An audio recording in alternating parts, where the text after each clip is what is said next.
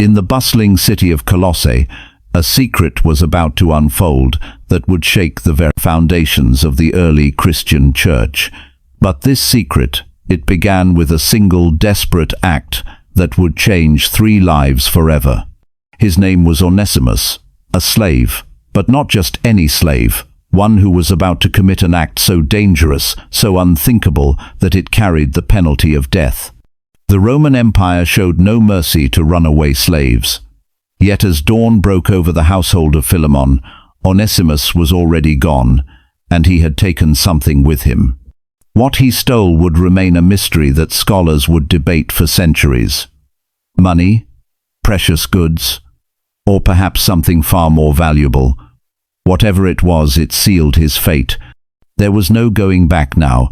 Every step away from Colossae was a step toward either freedom or the executioner's block. But Onesimus didn't know, couldn't have known, that his desperate flight would lead him straight into the arms of the most influential prisoner in the Roman Empire. A man whose words would echo through eternity. A man who was, at that very moment, chained in a Roman prison, writing letters that would one day be read by millions. The Apostle Paul. Onesimus had served in Philemon's household for years, a household that was unlike any other in Colossae. Philemon wasn't just any master, he was a Christian, a man who had opened his home to fellow believers, who had heard the gospel from Paul himself. But here's what makes this story so shocking. Onesimus had heard that same gospel. Night after night, as he served meals to the gathered Christians, he had listened to talk of love, forgiveness, and freedom. He had heard about a God who loved slaves as much as masters. Yet when desperation drove him to steal and flee, where was this Christian God then? The irony was bitter. He was running from the very household where he had first heard about Jesus Christ. Running from the master who, unlike other Roman slaveholders, had never beaten him, never abused him. Philemon had been kind. But kindness, Onesimus had learned, was still not freedom. As he made his way along the dusty roads leading away from Colossae, Onesimus faced a terrible truth. There was nowhere in the empire a runaway slave could truly hide. The Romans had built their vast network of roads and cities precisely to prevent escapes like this.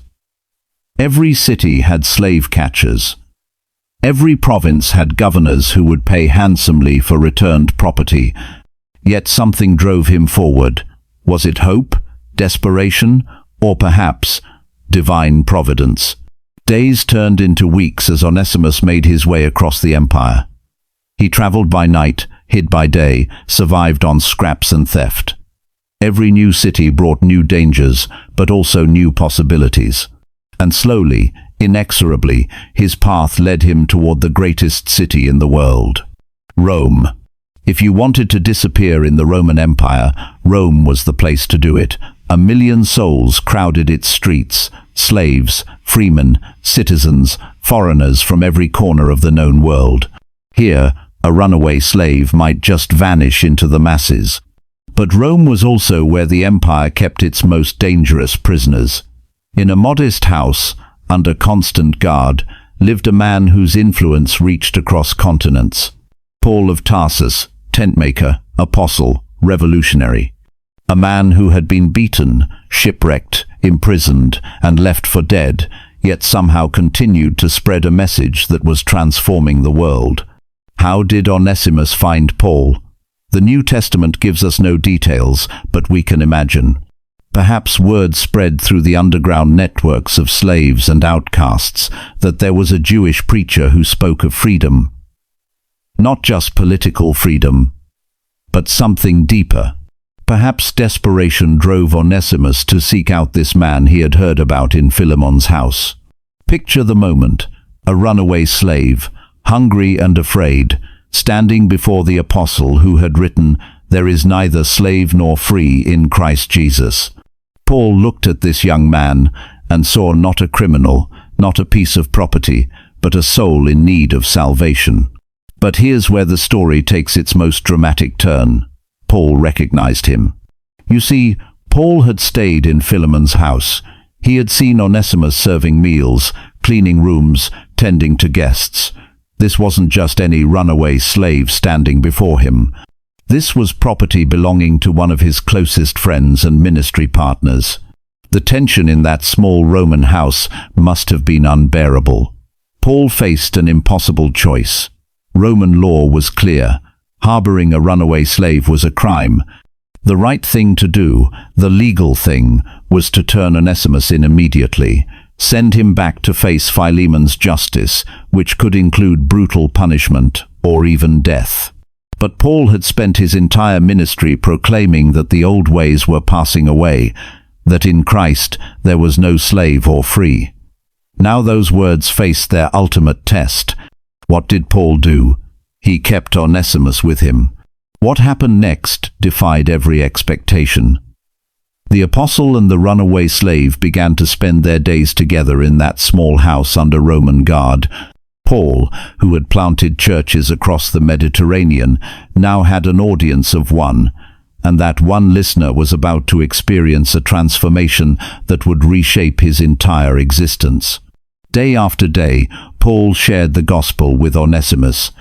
But this wasn't the same message Onesimus had heard in passing while serving in Philemon's house. This was personal, intimate, transformational. Paul poured his heart into this young man who had lost everything, and something miraculous happened.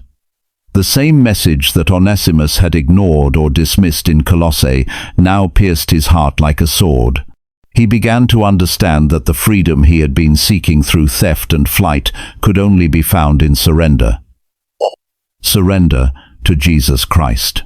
The Bible tells us that Paul begot Onesimus in the gospel, spiritual language for leading someone to faith in Christ. Picture this moment: a Roman prison becoming a birthing room for a new believer. The runaway slave crying out to Jesus for salvation, with tears streaming down his face as years of guilt, fear, and shame melted away. But Paul knew that Onesimus's conversion was only the beginning. The real test lay ahead. You see, becoming a Christian didn't magically solve Onesimus's legal problems. He was still a runaway slave. He had still stolen from Philemon. Roman law still demanded his return. And Paul, despite his love for this new convert, could not in good conscience keep him permanently. The apostle faced a dilemma that would test everything he believed about the gospel. How do you reconcile God's call to justice with his call to mercy? How do you honor earthly authority while proclaiming heavenly citizenship? Paul's solution was as brilliant as it was risky. He would send Onesimus back to Philemon, but not empty-handed and not unprotected. In that cramped Roman house, under guard, Paul took up his pen to write what would become one of the shortest yet most powerful letters in the New Testament. But this wasn't just any letter. This was a masterpiece of persuasion, a delicate balance of law and grace, a document that would challenge everything the Roman world believed about slavery, forgiveness, and human dignity. Paul knew he was asking the impossible. He was asking Philemon to welcome back a runaway slave not as property to be punished, but as a beloved brother in Christ. In the Roman world, this was revolutionary, radical, dangerous.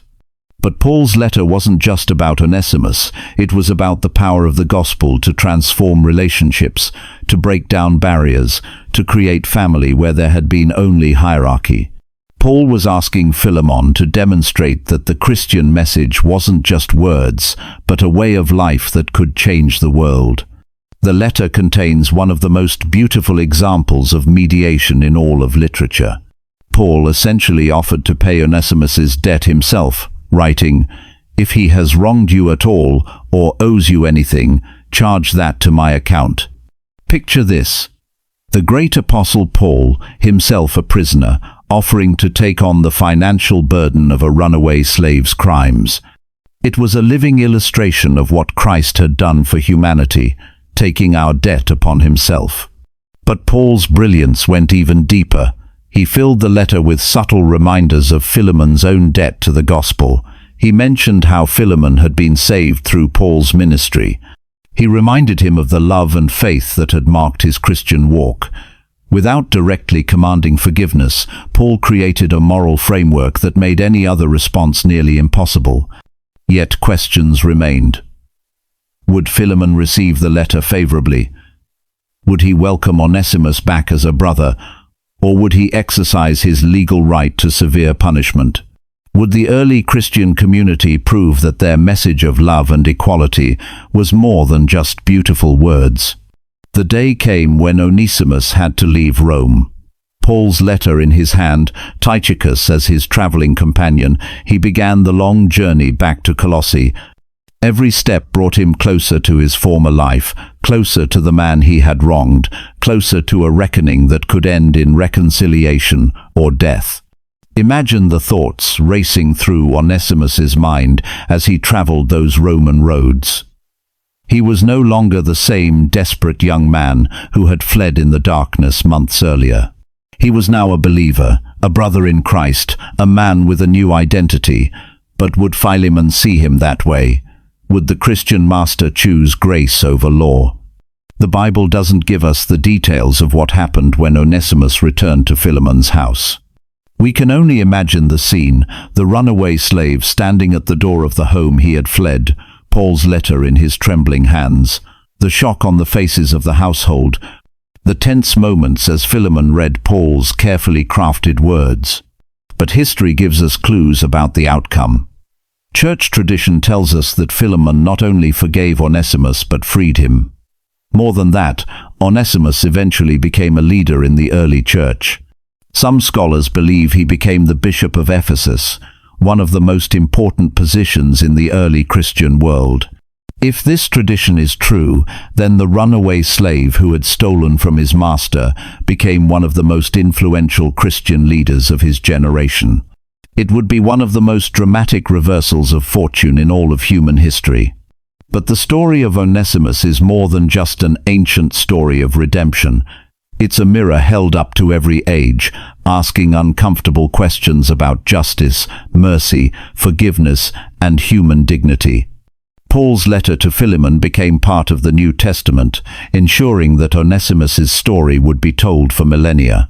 Every time someone reads that brief epistle, they encounter a runaway slave whose life was transformed by the gospel. They see the power of forgiveness to break chains stronger than iron. They witness the revolutionary idea that in Christ, social barriers become meaningless. The name Onesimus means useful or profitable.